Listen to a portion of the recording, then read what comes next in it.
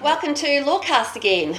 It's Melanie and Chris Chris. is here, and we got the name right for once. I know Phoebe, our producer, will really enjoy that because I know I have been told this week that last week in our podcast we did not get it right. Okay, everybody, this is called the Lawcast, and please forgive us if we don't call it the Lawcast every single week. We are getting better at this, but unfortunately we are lawyers. Yes, and you'll all notice that we are back.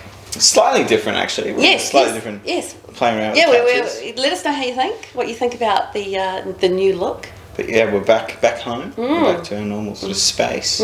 After we were obviously in the Gold Coast last week. It was a lot of fun. It was a lot of fun. Oh my goodness, I had so much fun there. Yeah, I'm really glad to get back to it. I had a lot of mini M&Ms though. Yes, they gave us all these kind of little mini M&Ms. like mini M&Ms. And really good. I think it was sort of I lasted longer than Melanie did. Yes. I can say that. And I had this big plan so they're like really small and there's probably, I don't know, like 100 in there. Yeah. And I would have just one at a time. And anyway, I lasted to sort of Wednesday, I think. And then I started with one. And before you know it, I was kind of 5 at a time, 6 at a time. And then I just actually bit the bullet. And I think I got a plate and just poured them all onto the plate. And they were still gone within, gotta be 5 minutes. Tops. The whole thing was gone within 10. The plate was just an easier way to get to the M&Ms. Yes, I'm not actually sure the mininess of it. Like I like that I like the ratio of crust to chocolate. But if you had sat there and it was a large M&M, which equals probably about 5 or 6 mini M&Ms, and you sat there and ate a whole packet of normal M&Ms, I wouldn't have enjoyed it as much. I don't think you would have enjoyed it. So I had a lot of M&Ms, which I thought was very nice, actually. It was a really good time, actually. It was a really good time. But I know that you have sort of a few things that came over your mind this week. Yes. So those who don't know, the government's been kind of zooming around its thoughts about super, It's sort of been on the table. Yeah, for a long last time, year. actually. Yeah, we've got this. We all know that there's been this legislation that was passed a cajillion years ago to get super up to 12%. That was frozen for about a decade. We got frozen for years and years, right? There's always something. There's always something happening, and we know it was also frozen last year. But then they unfroze it. They unfroze super, and everyone was like, "Oh, they're going to freeze it again because of COVID, or they unfreeze it because of COVID." Everyone's playing a little bit of gambling. All was going on, yeah, and it looks like the 10% is coming in a few weeks. In fact, the 1st of July, everyone should be getting more super. And just last night, and somehow this wasn't on my radar. But then again, I'm not a tax lawyer, so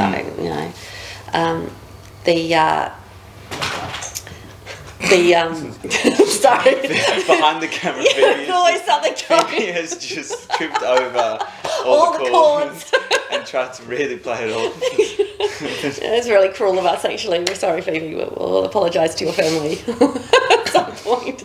So last night they passed some sort of law or bill or something like that to say that people can stick with their super funds if they want to, and also to get a bit more transparency about super funds, to tell super funds they have to let their subscribers know, or their I don't know what we're called. I think they call them members. Members, okay. The members know. But they're customers. Know whether they're underperforming or not. I find this really interesting because how do you know? How do they know that? Well, because isn't this a giant secret? Firstly, surely there is an index for this, because what is underperforming? But I really like it. I actually really like it. So why is Labor? Why is the Independents? Why do they all hate it? I don't know, because surely everyone. Why does the union hate it? Surely everyone except the super company would love this. Well, because I understand why the super company might be a bit. Because if you are underperforming and you're underperforming... You don't want everyone to find out. No one wants to tell people that you're not underperforming. It doesn't matter what you're doing. Especially when you're paying all these fees.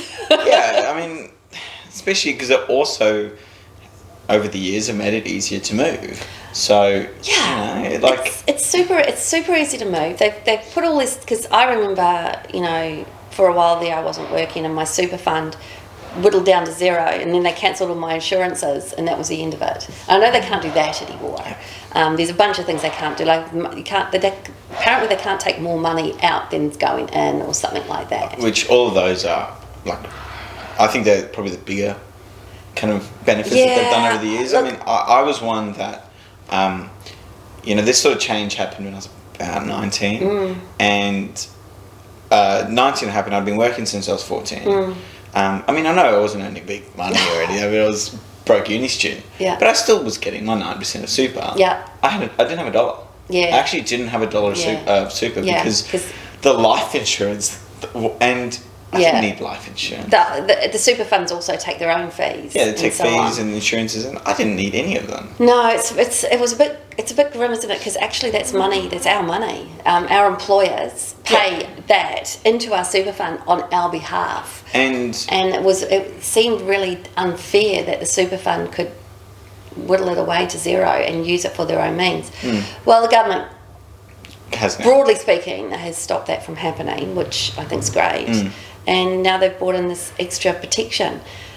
I think it's an extra protection. The unions have a different view on this. I'm just wondering if there's how we can see it in the Labour's way. Would it make it difficult if you can keep?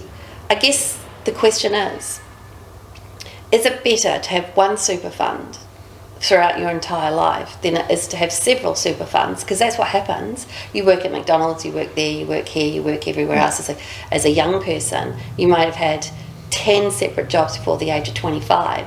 You could potentially have 10 separate super funds, simply because that's a super fund that they've put the money into and you just haven't thought about it. I mean, maybe that is the problem though, because I, for one, the super company I've always had I've only ever had one, but it was the one that I was given when I was, not given, but was suggested when I was, 15. Right. I knew nothing. Yeah. I was just lucky that the one that they happened to pick was a good one. Was a good one in your view? In my view now.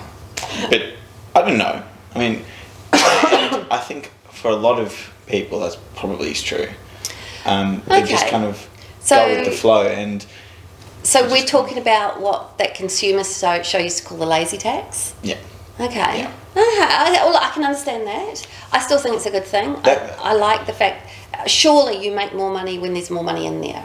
And if you've got lots of different super funds, especially if you're not actually putting money into it, you're not going to, money makes money. I think you have to have one. I'm not aware of too many benefits to having multiple. Of more than one. Yeah, look, I get it. Absolutely. So they've done that, and super's going up to 10% in a couple of weeks. But, I mean, we haven't really spoken about it, I don't think, in depth. But, I mean, it's been unfrozen to go 10%. It is supposed to get to 12 within the next few years. Yeah. But what's your views on it? What do you think? Because it's actually, there's a lot more involved in it than you think. Well, I always look at it from a business perspective. Because, I've got an invested interest in how that works for my team, and it's actually really it's a big thing. I'm setting up a business at the moment. I'm thinking about it because the salary I'm potentially offering, it's going to be I need to think about whether I can afford the increases because it's from a business perspective, it's a compulsory pay rise. Yeah. And I know that the individual's not getting it, but I'm still paying it. Look, I think it's tough for small businesses, especially in this environment. I understand why it's happening because a lot of people weren't earning a lot of super this year, and it's a way to bump it up. Certainly is. I don't know whether they'll freeze it again. I think they probably will, but I'm not a magic wand fairy. I don't know. I think they might freeze it 1 year and then the next year they'll bring it back, but I don't think it'll get to 12. I think what's going to happen is instead of industry saying we'll give you X plus super, it'll be a package inclusive. Yeah, and certainly we've spoken about this about the intricacies are that, and I think unfortunately a lot of people are going to get a bit of a rude shock in about 2 weeks' time when they get their pay packet. But if you have, let's say, $100,000, and if it's an inclusive kind of package, you're going to get less money in your pocket. You're going to get less money in your pocket, and it will be considerably less. Like it'll be a shock less. Yeah. So when that pay packet comes in, in fact, it'll be like if we use the 100,000, I don't know what that is because you can't take 10% from that and still equal 90. But let's just pretend that exists.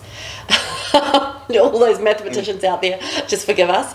I'm going to say you've got 90 and your 10% super equals 100,000. Yeah. But if you're 9.5, then you're earning 92,500. Yep.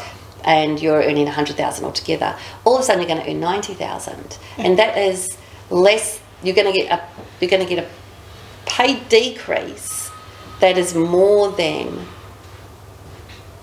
the the index. Because if we are to believe the 2.5% pay rises that that minimum wage is about to get, so it's going to push it up over $20.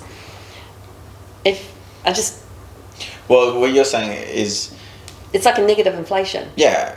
If you couple this with the fact that if your 100,000 doesn't go up, which a lot of people... is not a lot of pay rises this year. Not a lot of pay rises, even if it is keeping up with inflation. A lot of them aren't. Yeah.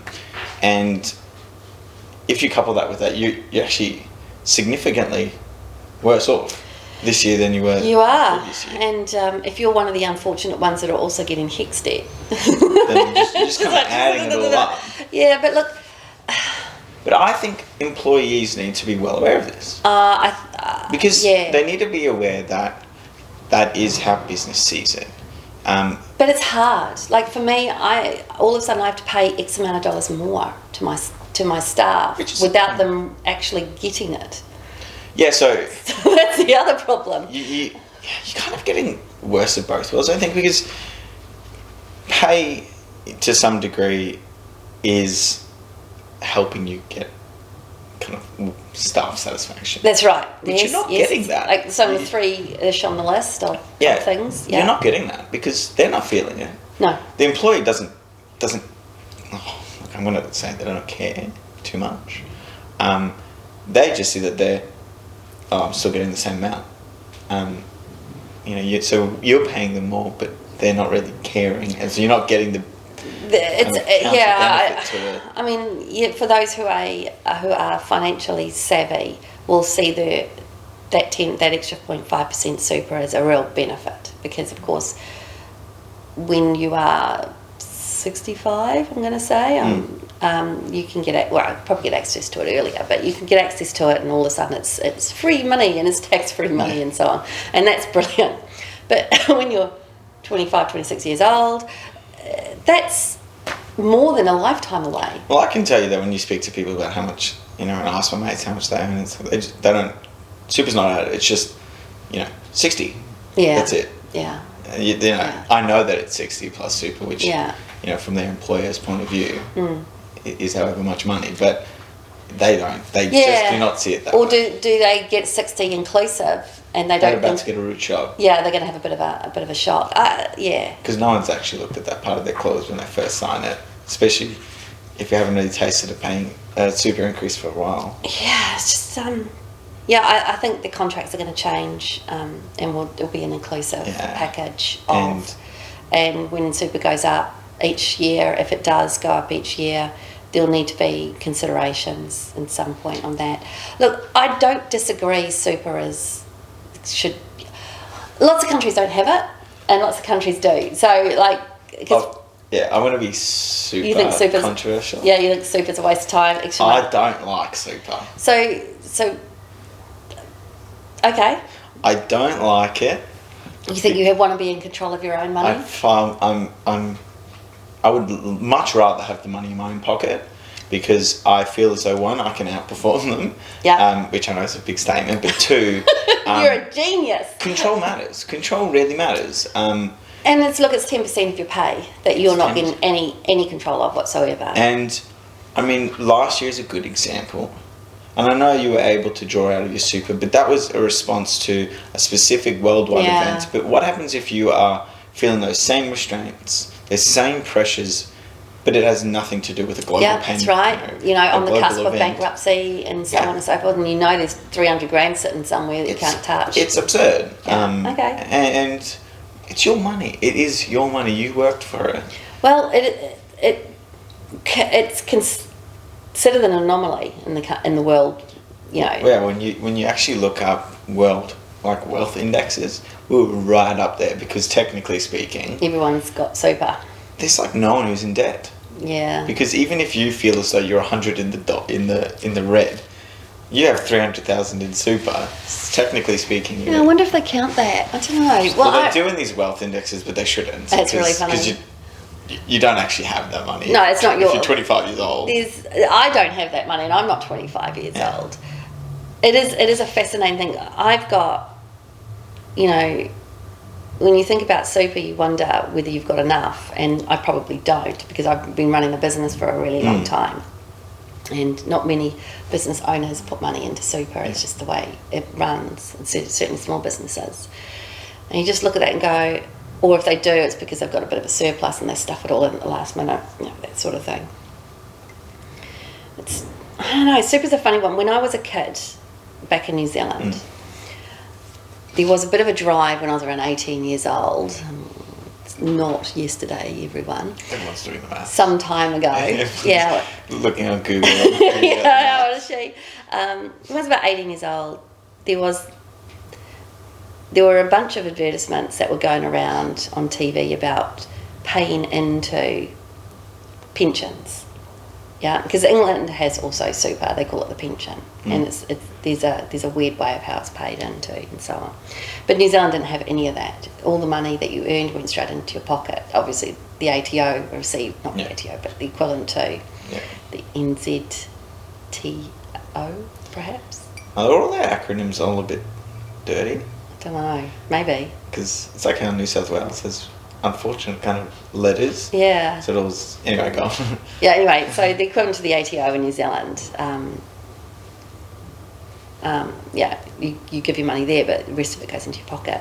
So there are all these pension fund salespeople running around trying to get you to put money into it. Very similar to how you see advertisements today about life insurance. Yep. Or this weird funeral insurance. Or, you know, all this sort of stuff. Which is a whole... I mean... Yeah. So, yeah, and I had a conversation with someone about putting some of my money away into super, and it was the figures were beautiful. You know, it looked amazing. Oh, you start with 50,000, you end up with $1 million. Yeah, I'm a millionaire at the end of it, and I was a very low income earner, and I was looking at this going, you know, can I put away the extra $12? You know, to do this and so on. I actually chose not to when I was 18 because I looked at it and went, actually, I don't know if I'm going to be in New Zealand, and of course I wasn't. So what would have happened to that money that I was just paying into? It's not necessarily mine. It was like an insurance company. Probably would have dwindled with the fees. I just don't know. Yeah, so if they're not keeping up with the fees. Look, I like the idea of being told if my super fund is underperforming. I like that.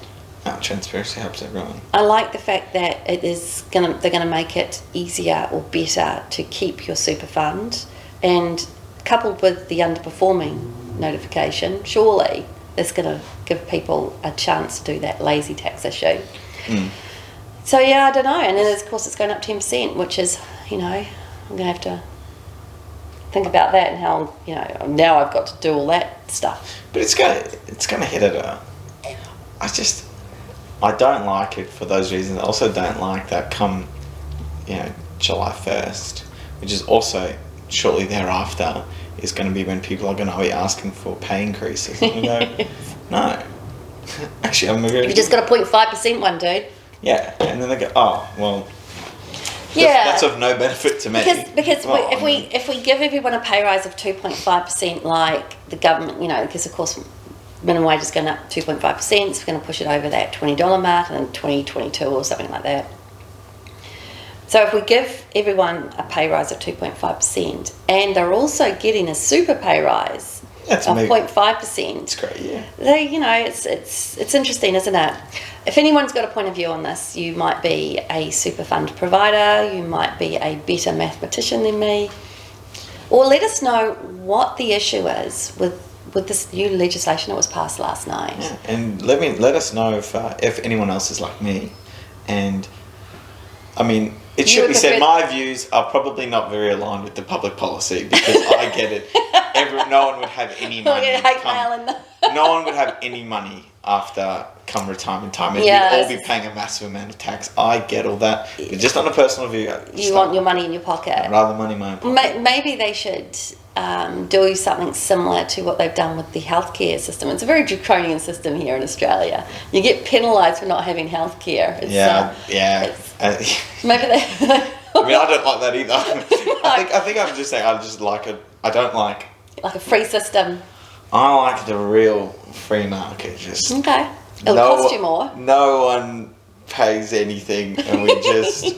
There's no government. It's just private entities. They say that people with car insurance are paying for all those people without it. That is true. So, but if I take that, if we take that and say, well, look, if everyone got car insurance, would car insurance be cheaper? I still think the answer is no. No, why would they? Because they're still making money out of it. Supply and demand still exists. Yeah, it's like it's like the bridge, the Gateway Bridge. Years ago, when they built the Gateway Bridge for the first time, I wasn't in New Zealand, Australia when this happened, but they built the Gateway Bridge and they made this massive promise that when it was paid off, it would be free. And all they did was make it more money. When was the last time you went over? Probably a couple of weeks ago. And did you pay? Yeah, when that sort of time came into place, they just passed more, bylaws or whatever, and said, "Well, great, we're gonna continue to charge you. Sorry, guys. So I know we made this giant promise when it first happened." Because that's how government works. Because a new thing comes up which they need to fund, and they need to make the money somehow. It's why. Doesn't matter if our roads are becoming more durable, the rego still goes up. Rego still goes up. I would like to talking about rego. I mean, you and I had a small conversation about this on the car on the way down to the Gold Coast last week, didn't we? About warrant of fitnesses. Lots and lots of countries have them, and they could be 6 monthly, they could be annual, but they have them. Your car needs to be fit for the road, and have like its own license to do that, warrant of fitness. And here they call them roadworthies, right? But you only get in Queensland, you only get a roadworthy when you purchase, conversely, when you're selling, or when you receive a roadworthy on the car with which you're purchasing, which is relevant to the time frame with which you're purchasing. So there is the potential, and I think it happens a lot. There's a bunch of cars on the road who are just not roadworthy. How many cars do we see that drive around with one headlight? Well, I think like 2 or 3 weeks ago you mentioned one of these crazy laws, and one of them was that in Germany it's illegal to break down on the Autobahn. Yes. And I thought that was absurd at the time. Well, yes, you were quite critical of that. But I've actually thought about it. And I kind of like it. It's a good law now. I think it's a good law because, you know what? If you are truly broken down, and we don't mean you've crashed, which I don't know if that's covered, but if you are truly broken down, which is, you've run out of gas or something you haven't serviced properly. Yeah, that's on you, and actually it does affect everyone, because every single person that was late to work or that was, if we're going to speak purely economically, spent that little bit. If everyone spent. And it costs to go on the Autobahn. 30 millilitres of extra fuel. There's thousands of cars that went past. Cost everyone a lot of money. I think that actually should be on them, and it's a good incentive to service your car. Yeah, I do think there's an awful lot of cars out there are. What I think will happen though, and it's certainly not a vote winner to make the roadworthy. It should be known this will. I don't think ever happened. No, probably never happened. But there are a lot of actually cars on the road that are not legal. Like they have their tyres outside further than they should be. Yeah. They might have larger exhausts on them than lawful. They're raised higher than they should be. The tints are darker than they should be, and all that would be captured 6 monthly. Yeah. In a roadworthy 6 month roadworthy. But you know what? I know that I'm going to get an awful lot of hate mail. I actually don't care. These these guys want to run around with their wheels outside the thing with up higher. They can pull them down. They can take all that stuff off, get the roadworthy if they want to. Because I know that the hoons do that. They. Yeah, I mean, you could every 6 months kind of just make your car fine. Yeah, because when the hoons get defected, they just put all the stuff back, do the defect assessment, and then put it all back on again. And if you want to be that guy or that girl, then, you know, obviously that's going to be harder to stop. But I think it will stop a lot of these cars driving around with these very large tyres. Or apparently, and I didn't notice till fairly recently, the you know how you've got people who have the on the front where the fishing rod things on the front. Apparently, they're unlawful to drive around with. With the fishing rod, or I think with the fishing rod's probably fine, but when there's no fishing rod on it, you should be taking them off. Because think about it: if you hit somebody, you're going to totally screw them over. You're going to cut them all open. So there's lots of things that you can't have in the front of your vehicle all the time. And it would stop that as well. And that's actually a safety hazard. If you hit somebody, you're gonna do more damage to them, and that's the reason why you're not allowed to drive with them on. But you know, unfortunately, here in Queensland, we have a lack of police because it's expensive to get police, and these things aren't policed as much, so they just don't get picked up. So why not put it into a process which will just police it? Yeah, I mean, we have a draconian state anyway. We get you know, there's lots of things we get watched for all the time. This just seems like a sensible one, but you know, but this so I would like to see that, because you know my car's roadworthy. Yeah. But why do we need to why do we service our cars all the time? We make sure they're fine, and it comes at a cost. Yeah, look, I understand that there's a low economic space that feel, you know, that it's very difficult to own a car, but isn't, you know, you might end up in a country like Japan, where in Tokyo, I believe you can't own a car unless you own a car park. Well, yeah, it comes down to this, and this is a lot of things, frankly, is if you can't own and operate something, and that might be a business, or it might be a car, or it might be a house, it might be anything. If you can't own and operate lawfully, you can't afford it. Well, that's, yeah. I mean, that's just as simple as that. If you can't afford to continually service the car such that it's not going to be, you know, illegal or dangerous to others, you couldn't afford it. It's true. I'm always amazed, and please don't send me hate mail, people, but I'm always amazed about these people who houses burn down. They go, oh, I've got no insurance. And now they've got a mortgage on a house that doesn't exist anymore. Crazy stuff. I just, you know, these people just risk. They just love risk. They think it's never going to happen to them. It's, you know, why would I pay that? That's not going to happen. That's completely ridiculous. Then the hands come out for charity. I'm completely desolate. I've got no money. I've got no contents or house insurance, and now I don't know what I'm going to do. I just don't understand that. I mean, I know it's expensive, but again, if you couldn't afford the insurance, you couldn't afford the house. I don't think you can get a mortgage without it. So these people must be cancelling it after they. And they're not informing their bank, which I'm almost certain is actually a default. So, irrespective of whether you can come up with the money, you'll need to come up with the entirety of the money, because they'll send you a default notice, and you've got to come up with something. It's interesting, isn't it? But you see it where someone is in a very flood-prone area. No insurance. Or they're in a fire zone. Which is flooded 4 times in the last 100 years. Which, is only once every 25 years. Yeah, but you own a house for that long. But that's still 4 times in the last 100. Yeah. And they know. Especially if you hear that they haven't done their searches when they bought the house. I mean, certainly we don't do conveyancing, my understanding is that search is... It's easy and free. Yeah. Yeah, because you can just go onto the Brisbane website. Like when I purchased my house in Cannon Hill, Cannon Hill is one of these places where you might be underwater, you might not be underwater. Yeah, so depending on which side of the street you're on. Yeah, exactly, all that sort of thing. So we did that. I mean, you can just go online and take a look. It's due diligence. We did look at a house that we when you go looking for houses, Yeah.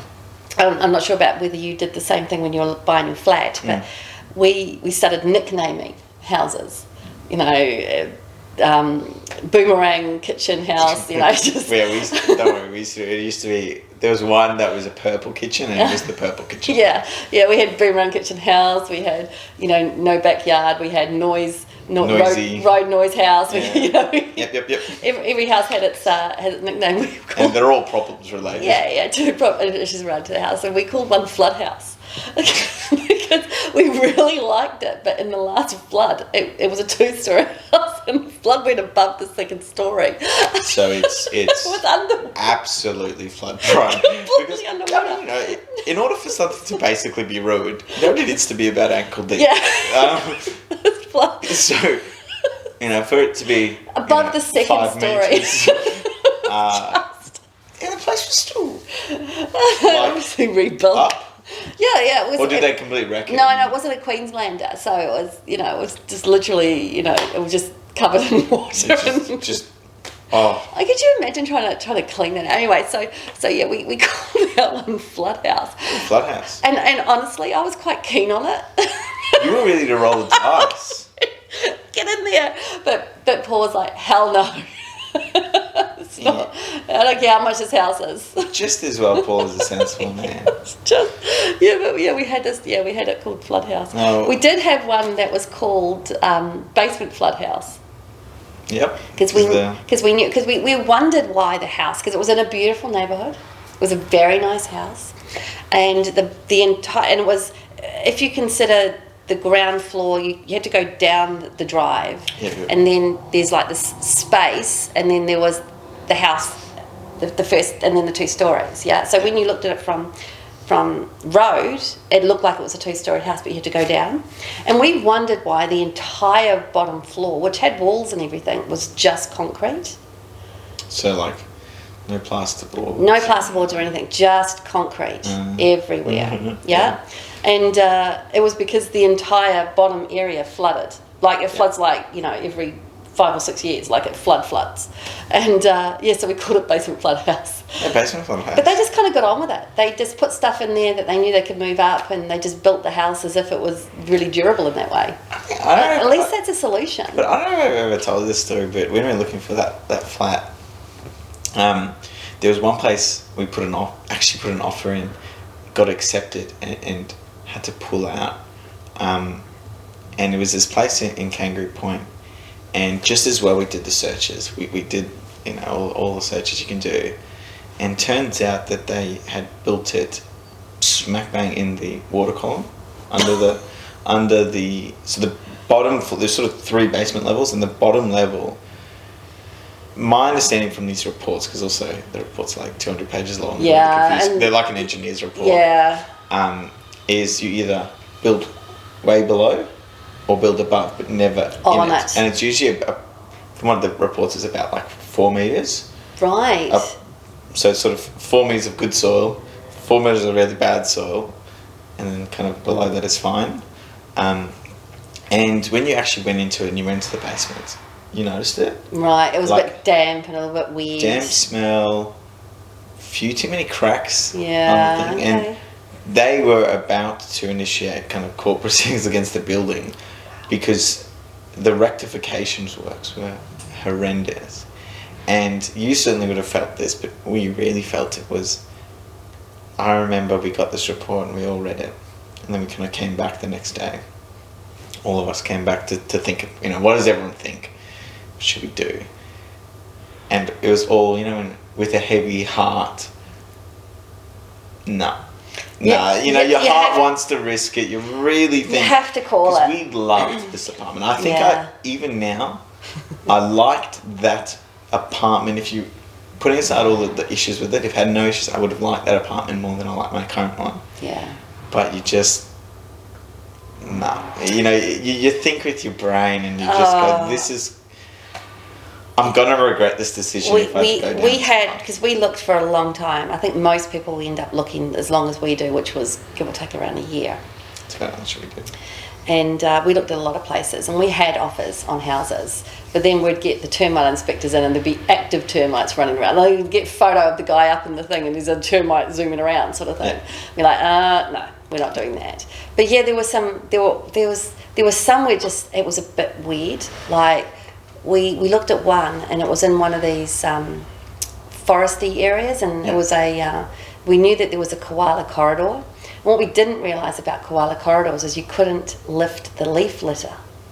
As in, like, get a blob. Yeah, exactly, and clear out your backyard of all the trees or whatever, or the leaf litter.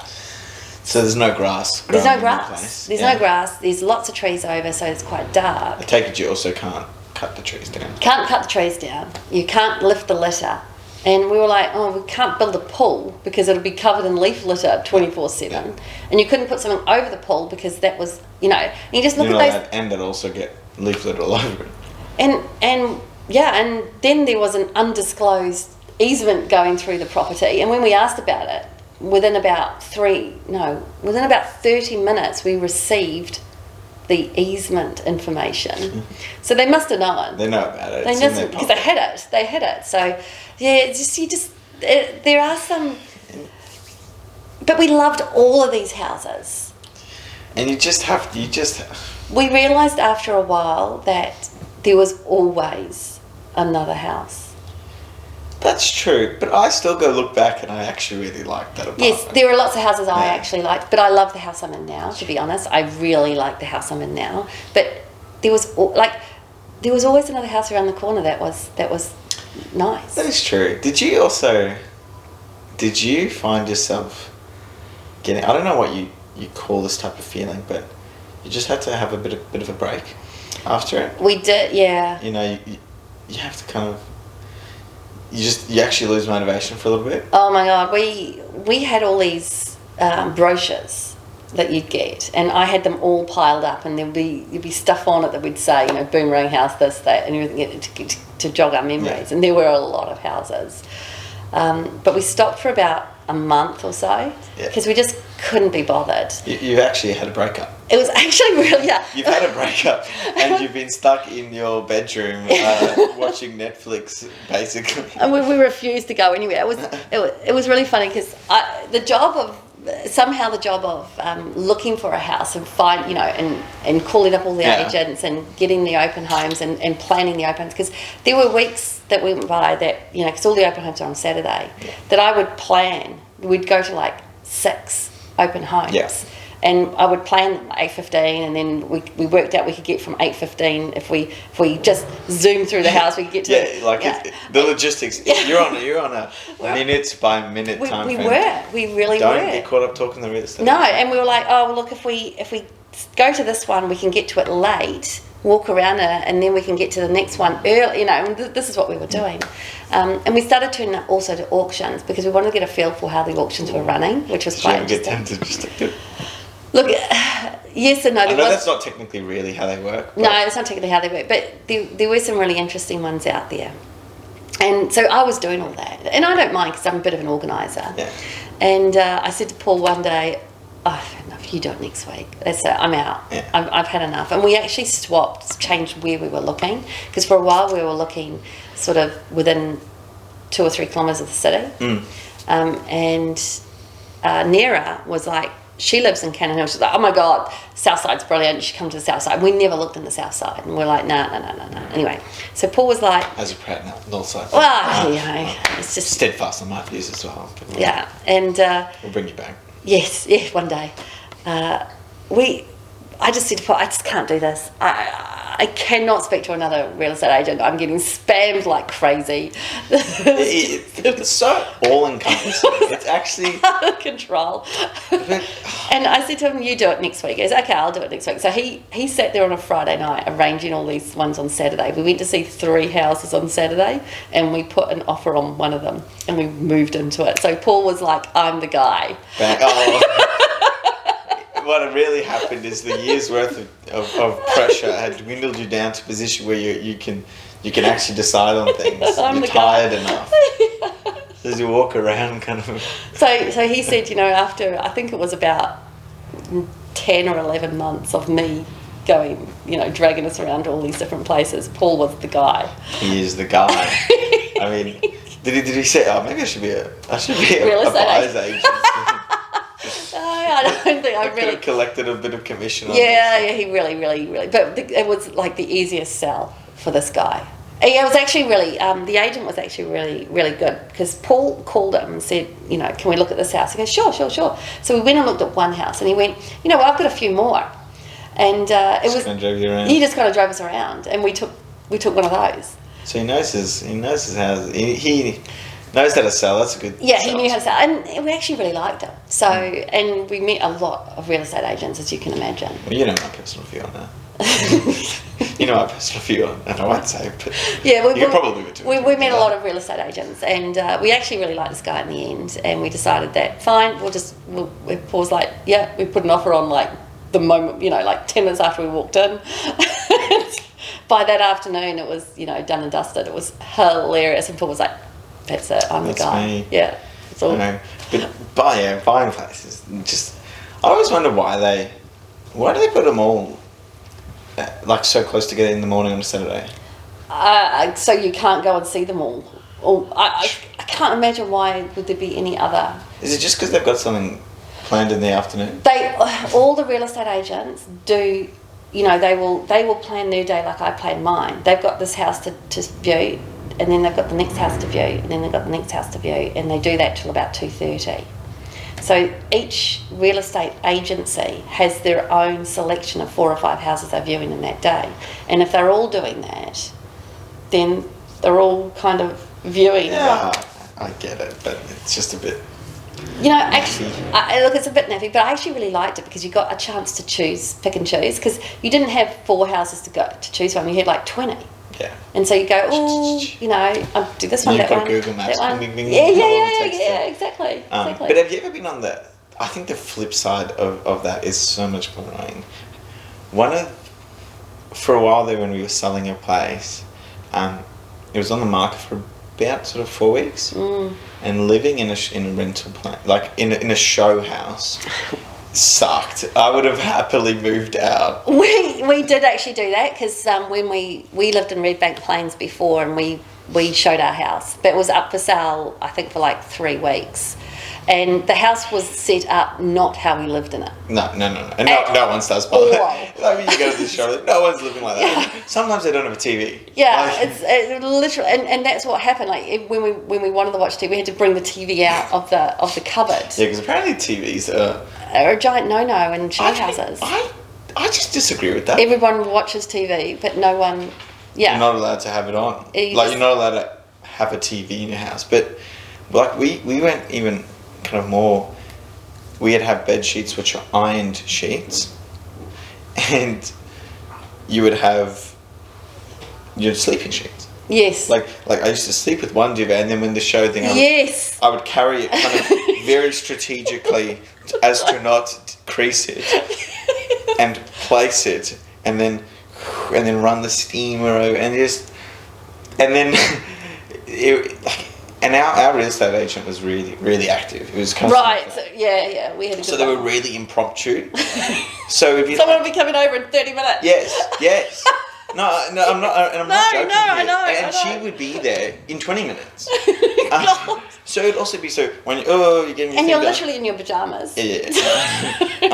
She got no time. And you're trying to cook something for breakfast. We actually were quite strategic about the way we ate, but you'd also get the shower screen.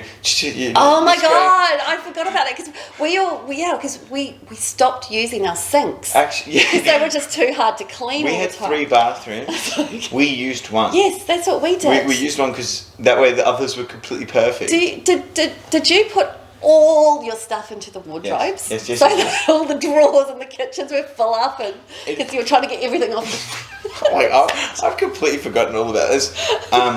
We used to have a couple kind of living areas. Only used one. Yeah. No one, and proper band. No one used the other one. Because you don't want to drop crumbs. You don't want to have to vacuum every day. No. It's It was bad enough because we had an outdoor area. It was bad enough trying to keep the grass, at the right level and all that sort of. And then she'd come in, you know, just finishing. And we were always told to turn all the lights on. Yep. Everywhere. Finding lights I didn't even know existed. And then you hear, hi Sonia, and as you're escaping out of the thing. And then the worst was, you had nowhere to go. No, so you either drove around in your car or and did nothing. Yeah, you just... Or, I mean, a couple of occasions, we had a park across the road. Yeah. I was exiled into the park to just... We had to grab the cats. True. So we had... Because we grabbed the cats and put them in the car and we just sort of drove around the corner and sat there and waited for the... one of the times I remember specifically doing something, grabbing the car and literally just driving across the street. Yeah. And I ordered a pizza to my car. I literally ordered it to the next door neighbour's house because I didn't want them to arrive at the house. And then intercepted him beforehand, which I'm sure he probably thought I was just some random guy trying to get free pizza. But, and then proceeded to watch the open home with my pizza. And it was a nighttime showing. Oh, no. And so I'm literally just a creepy dude across the street in the dark street, eating a pizza, watching this house. It felt like I was in a... you know, like the cops, like a stakeout. Yeah, you're in a stakeout. Because I also then naturally got too involved and was, like how many cars came? What's going on? How many cars came? What cars were they driving? What type of people were they? Yeah, I don't miss that. It was actually completely manic for the better part of a month. Yeah, it doesn't make any sense. I was over it, really over it. Well, everybody, hopefully you've enjoyed the Lawcast today. I think eBay is giving a bit of a starring show of that. eBay's just turned up. Oh, here we go. I don't know if you can see her. She's not feeling very well today, so she's a bit quiet. But so let us know if you've got any opinions on superannuation. Or if you've had a really horrendous time selling your house and it's just honestly, completely taken over your entire life. I think you and I were really lucky. We only had a few weeks of it, but there are people out there who have to it takes months to sell, and imagine living in that environment for months. I think the price would start going down. Oh yeah, I would move out. But okay, but anyway, it's lovely to... We digress. We completely digress. We need to finish up today. We'll be back again in a couple of weeks, and if you like the new setup, let us know. And we'll see you then. Yeah, we'll see you then. See you later.